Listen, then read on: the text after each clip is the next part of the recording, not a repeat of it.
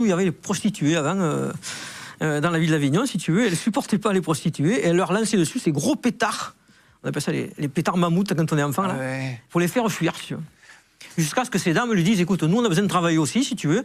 Et donc elle avait sympathisé avec... Les prostituées. Ouais. Vous avez réussi à les réinsérer, ces gens, dans la société? Mais elle était réinsérée parce qu'elle avait son appartement.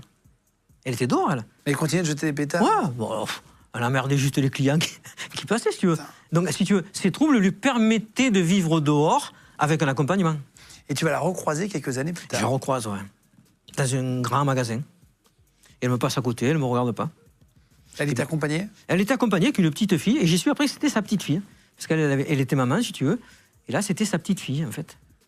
Et je ne me suis pas permis, moi, si tu veux, de lui rappeler certains souvenirs de l'hôpital psychiatrique. Tu vas passer 20 ans dans le même hôpital psychiatrique? Ouais, dans le même hôpital psychiatrique et dans la même unité de soins. Il y a des gens qui étaient là quand tu es arrivé, qui étaient là quand tu es parti? Ouais. Et là encore, aujourd'hui, tu sais, quand je